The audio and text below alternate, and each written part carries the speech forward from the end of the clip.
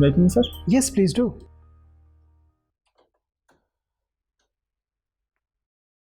Good afternoon sir. Good afternoon. Please take your seat. Thank you sir. आप पवन हैं? जी sir. Mister Pawan Sharma. पवन, क्या पसंद करेंगे, आपसे हिंदी में बात करें या इंग्लिश में? जी सर, हिंदी। पवन जी, जैसा कि आप जानते हैं, हम लोग तमाम कोविड प्रक्रियाओं का पालन कर रहे हैं। जी सर। जिसकी वजह से हम लोगों ने आपके और हमारे बीच में डिस्टेंस को काफ़ी दूर रखा है, और जब हम बोल नहीं रहे हैं उस समय हम लोग मास्क भी पहन रहे हैं। आपके पास ये विकल्प है, आप चाहें तो मास्क पहने रह सकते हैं, लेकिन मुझे एक बार आपको मास्क हटाने के लिए कहना पड़ेगा ताकि मैं आपकी फ़ोटो वेरीफाई कर सकूँ।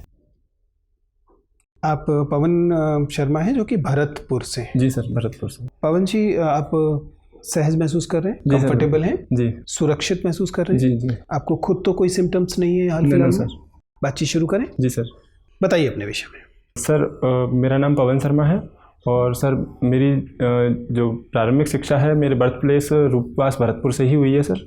और उसके बाद में सर मेरी ग्रेजुएशन जो हुई है वो NIT भोपाल से हुई है, Maulana Azad national institute of technology Bhopal से। और सर उसके बाद में मैं अभी प्रिपरेशन फेज में हूँ सर। मैंने एक बार UPSC भी दिया है, अभी रिसेंटली CAPF का इंटरव्यू भी दिया है सर, और अभी सर आपके सामने RAS के इंटरव्यू की प्रिपरेशन में। पवन जी, आप इलेक्ट्रिकल इंजीनियरिंग करके आए हैं? जी सर। और इलेक्ट्रिकल इंजीनियरिंग करने के बाद आप प्रशासनिक सेवाओं में आना चाहते हैं, जहाँ पर कोई औचित्य समझ में नहीं आ रहा कि आप भोपाल गए क्यों थे, इतना कष्ट आपने क्यों लिया? जी, क्या वजह है, क्यों आना चाह रहे हैं प्रशासनिक सेवा? सर, एक तो 12th करने के बाद में सर ग्रेजुएशन करनी ही थी, तो एक तो कोई भी स्ट्रीम ज्वाइन करनी ही थी। और सर उसके बाद मैंने जब 12th करने के बाद में एक मेरा उस टाइम पे इंटरेस्ट था, और कि मेरे को इंजीनियरिंग करनी है, जो भी अवेलेबल ऑप्शन है उनमें से। सर इंजीनियरिंग करने के बाद में मुझे लगा कि जो कॉर्पोरेट लाइफ स्टाइल है कि पर्टिकुलर सेगमेंट में आप 9 to 5 या प्लांट लाइफ जो रहती है, फैक्ट्री सिस्टम, वो मेरे को उतना अच्छा नहीं लगा। बजाय कि मैं जो अपना एडमिनिस्ट्रेशन है उसमें एक लार्जर जो पब्लिक है उसको, उसकी लाइफ को काफ़ी टच कर सकते हैं, उसमें अपने आप को जो जॉब सेटिस्फेक्शन है वो काफ़ी ज़्यादा रहेगा जो फैक्ट्री सिस्टम उसके बजाय। और सर जो जैसे मैंने अपनी फर्स्ट चॉइस भरी है RPS, उसमें मुझे एक शुरू से ही अपीलिंग लगती थी यूनिफॉर्म पोस्ट से, इसलिए मैंने कई बार ट्राई भी किया इसके लिए, जो अपॉर्चुनिटीज़ थी मेरे सामने। पवन, आप इलेक्ट्रिकल इंजीनियर हैं, मुझे बताइए कि ये I2R लॉसेस क्या होते हैं?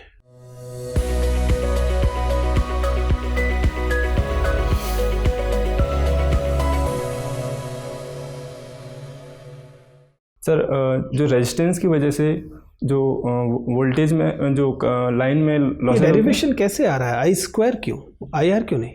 सर जो पावर होती है V I के प्रोपोर्शनल रहती है, और सर जो V रहता है वो IR रहता है ओम्स लॉ के थ्रू, तो इसलिए जो लॉसेस। लेकिन ये अगर ये लॉसेस हैं तो ये पावर तो नहीं होंगे? जी सर, पावर का कंपोनेंट तो है सर। ये क्या लॉस पावर का कंपोनेंट फॉर्मेट में लॉस हो रहे हैं वो I2R है, लेकिन एक पावर का फॉर्मेट है जो अपन यूज़ नहीं कर पा रहे, डिसिपेट हो जा रहा है वो। अब इससे हम उस महत्वपूर्ण एरिया में पहुंच गए कि वर्क और पावर के बीच क्या रिलेशनशिप है? सर वर्क डन भी एक पावर का ही फॉर्मेट में, जो हम यूजफुल जो एनर्जी है उसको यूजफुल फॉर्मेट में यूज़ कर पा रहे हैं। वर्क और पावर के बीच क्या रिलेशनशिप है? ये 8वीं कक्षा का प्रश्न है, बताइए। सर अगर जो डेफिनेशन वाइज देखा जाए तो जो कार्य करने की दर है उसको, the rate of doing work is power, right जी। पावर को हम हॉर्स पावर में नापते हैं, बड़ा इरिटेटिंग सी बात लगती है। क्यों भाई, घोड़ों से क्यों नापा जा रहा है?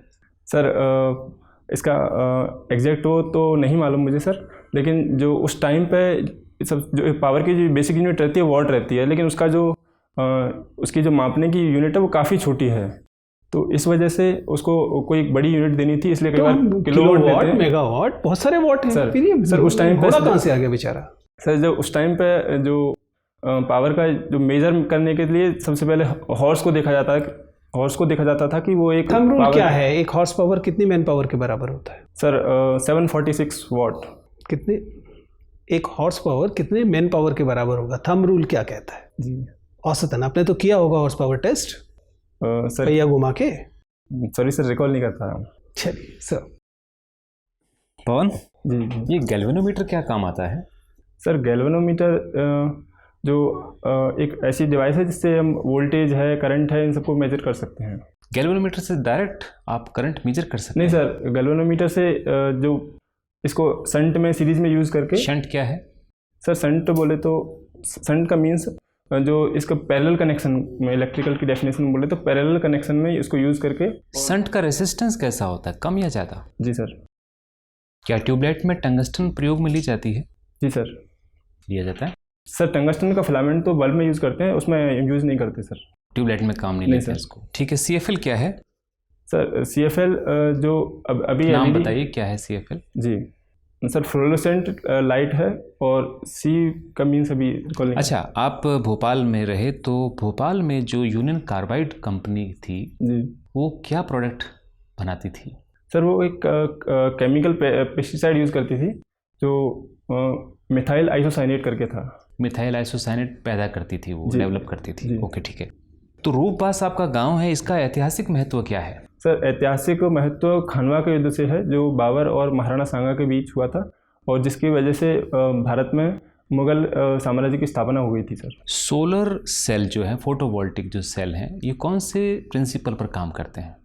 सर प्रिंसिपल तो यह है कि PN जंक्शन डायोड होता है, तो जो जैसे कि एनर्जी मिलती है इलेक्ट्रॉन्स को, तो वो फोटो इलेक्ट्रिक इफेक्ट क्या है? सर फोटो इलेक्ट्रिक इफेक्ट ये है कि जो कोई भी जो एलिमेंट है उसमें कुछ एक इलेक्ट्रॉन्स ऐसे होते हैं जो उनके अगर कुछ एक थ्रेशोल्ड एनर्जी के बाद में उनको अगर उनसे ज़्यादा पावर दी जाए तो वो फ्री स्टेट राजस्थान में। सरकार सौर ऊर्जा को ज़्यादा प्रेरित करने के लिए अनुदान भी करती है। जी क्या कारण है कि फोटो इलेक्ट्रिक इफेक्ट का जो आउटपुट है वो बहुत कम होता है? तो इसको बढ़ाने के लिए और हम कौन से चीज़ों को काम में ले सकते हैं, जैसे सिलिकॉन है ना, उसी तरह से हम किस चीज़ को ले सकते हैं जो इसकी एफिशिएंसी को बढ़ा सके? सर इसमें मिक्सिंग की जा रही है, लेकिन जो वो कंपोनेंट है उनको भी मैं फिलहाल रिकॉल नहीं कर पा रहा हूँ। फोटो इलेक्ट्रिक इफेक्ट किसने दिया था? सर आई थिंक आइंस्टाइन ने दिया था। आइंस्टाइन। और उनको नोबेल प्राइज़ कौन से वर्क के लिए मिला था? सर इसी फोटो इलेक्ट्रिक इफेक्ट के लिए ही मिला था। तो सापेक्षता के सिद्धांत पे क्यों नहीं मिला? सर उस टाइम पे जब उन्होंने उसकी वो केवल थ्योरेटिकल एस्पेक्ट ही उसका दे पाए थे, उसकी जो आप क्या समझते हैं उससे, सापेक्षता के सिद्धांत से क्या समझते हैं?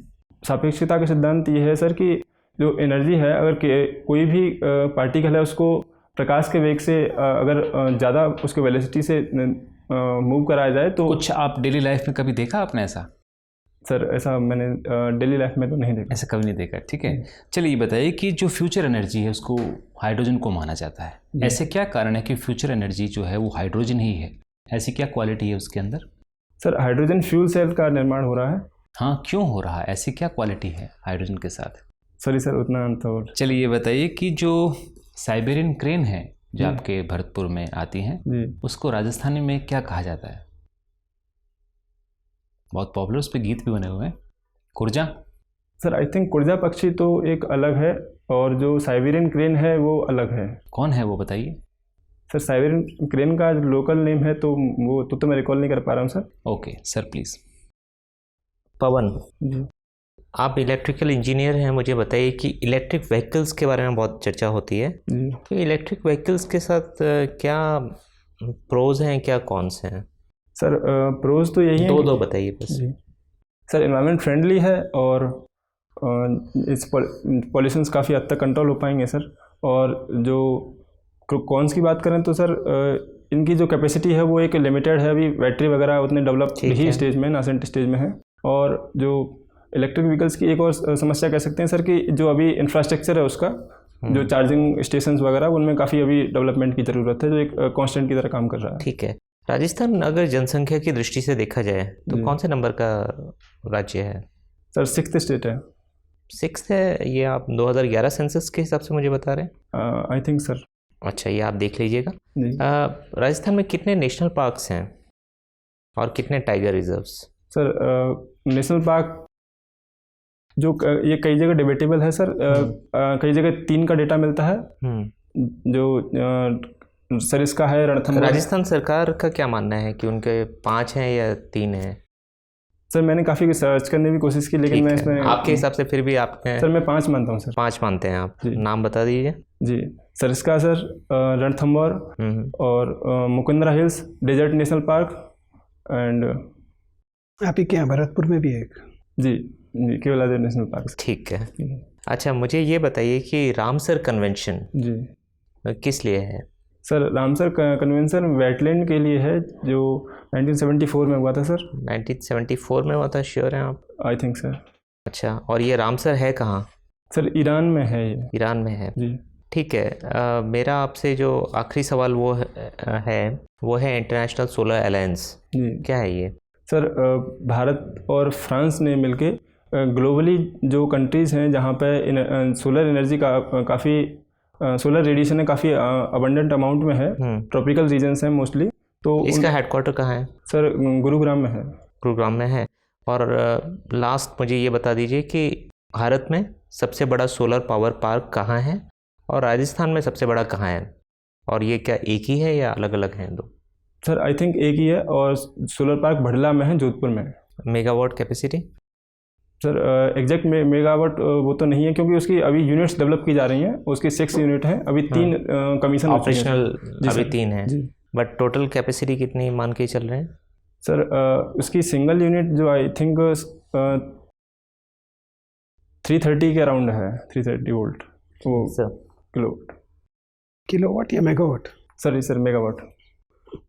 आप इलेक्ट्रिकल इंजीनियर हैं, थोड़ा सा गंभीर रहिए इन चीज़ों को लेकर। पवन, आपने लिखा है कि आपको मूवीज़ देखना पसंद है। मुझे बताइए कि एक बिग स्क्रीन मूवी, एक मल्टीप्लेक्स मूवी और एक OTT मूवी, आमतौर पर ये 3 विधाएं अलग अलग मानी जाने लगी हैं। विषय वस्तु में क्या अंतर होगा इनमें? सर जो मल्टीप्लेक्स मूवीज़ हैं, जो बिग स्क्रीन मूवीज़ हैं, उनका main motive most of the time commercialisation होता है, और जो OTT है उसमें वो कंटेंट फोकस ज़्यादा रहते हैं, क्योंकि उनकी जो रीच है वो और बस लो बजट मूवीज़ रहती है मोस्ट ऑफ द टाइम, क्यों उनको कंटेंट पे फोकस ज़्यादा रहता है और बजाय उनके कि वो कमर्शलाइजेशन पे फोकस करें। कोविड-19 ने जाहिर है कि मूवी व्यूइंग की इंडस्ट्री को काफ़ी गहराई से प्रभावित किया है पूरे देश में। जी जी। मुझे बताइए कि पोस्ट कोविड जो हमारा सिनेमा होगा, जी, उसमें क्या स्थायी बदलाव आ चुके होंगे आपके अनुमान से जो प्री कोविड सिनेमा में नहीं थे?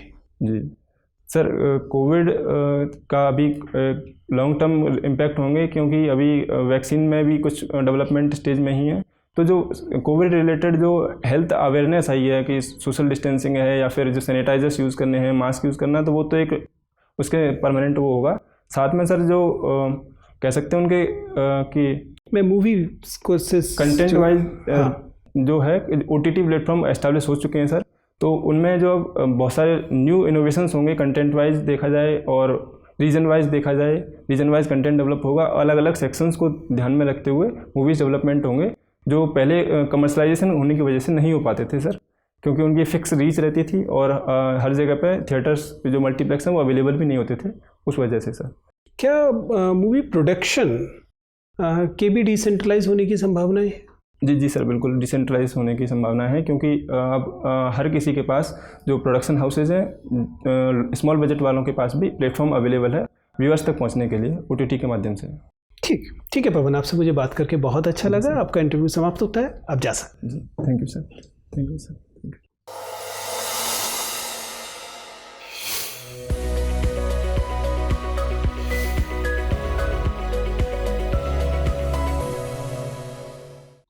टेक योर सीट, खोल लीजिए।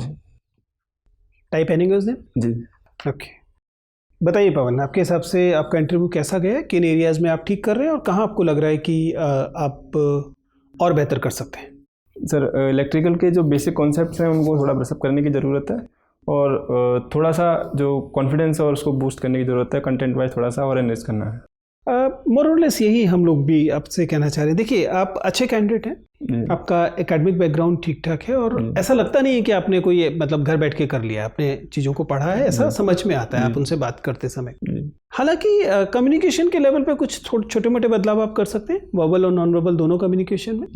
नॉन वर्बल कम्युनिकेशन, देखिए अगर मैं आपको एक साधारण सलाह दूं तो आपका इंटरव्यू शायद 9th को है। जी सर, ज़्यादा समय नहीं है जी। एक बड़ा सा पोस्टर बनाइए और उस पर लिखिए बी फॉर्मल, और उसे सामने दीवार पे चिपका लीजिए जो आपको लगातार दिखाई दे, और अगले 1 हफ्ते के लिए जब तक आपका इंटरव्यू है लगातार फॉर्मल मोड में रहिए। जी अभी क्या हो रहा है आपके दोनों ही चीज़ में, वर्बल कम्युनिकेशन में भी और नॉन वर्बल कम्युनिकेशन में कहीं कहीं इनफॉर्मेलिटी आ जा रही है जी सर। बातचीत करते समय, जबकि कम्युनिकेशन ये औपचारिक है। जी बिल्कुल। तो आप क्या करेंगे, फॉर्मल रहेंगे। कैसे? जैसे कि आपके उसमें लगातार एक शेकीनेस है, बैठने में लगातार हिल रहे हैं जी यदि वो आप बिना स्टिफ हुए आप सहज तरीके से कम हिलकर बैठ सकते हैं तो वो कीजिए। जी बिल्कुल। ऐसे वर्बल कम्युनिकेशन में एक आध जगह कभी, जैसे जब आप शंटिंग, जब आप पैरेलल और सीरीज कनेक्शन की बात कर रहे थे, तो आपको आप आदर्श रूप में पैरेलल ही बोलना चाहिए था, पैरेलल कनेक्शन। जी और आपने तो न केवल शंट बोला, अपना शंट बोले तो, और उसके बाद सर मैं तुरंत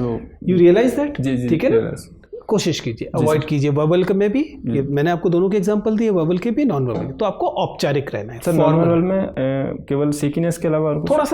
थोड़ा सा हिलना का बस, बाकी चीजें सामान्यतः ठीक है। थोड़ा सा नेक मूवमेंट और पूरी बॉडी में थोड़ा सा हल्का सा मूवमेंट दिखता है, जी सर। जो कभी हम दोस्तों से बात करते हुए जैसे होते हैं ना, तो उसे आप थोड़ा सा और स्थिर कर सकते हैं। बाकी चीजें जनरली ठीक है, वॉइस लेवल ठीक है, हैंड मूवमेंट जनरली रेस्ट्रिक्टेड है, आई कॉन्टेक्ट भी ठीक है, नॉलेज ठीक है, मुझे कोई मेजर परेशानी उसमें नहीं दिखाई दी। बस ये है कि कभी कभी आप उनके टू द पॉइंट उत्तर देने की जगह पर इधर उधर घूमने के बाद उत्तर देते हैं। एनालिसिस आपकी स्ट्रेंथ है। लास्ट क्वेश्चन में आपने बहुत अच्छे से एनालाइज किया, आप फोरसी कर पा रहे थे क्या क्या सिचुएशंस आने वाली हैं, और एनालिसिस वाज एप्ट, तो अच्छा था। तो आई लाइक दैट। तो जनरली आप अच्छे से तैयार हैं, कोई मेजर अंतर नहीं है। जो चीज़ें मैंने बताई वो मुश्किल से 1 घंटे की चीज़ें, इनमें से किसी में समय नहीं लगना है, बस एक बार अपने आप को रीबूट करना है आपको। ठीक है ना, बाकी चीज़ें एकदम सही हैं। खुश होकर इंटरव्यू दीजिए। All the best. Thank you sir.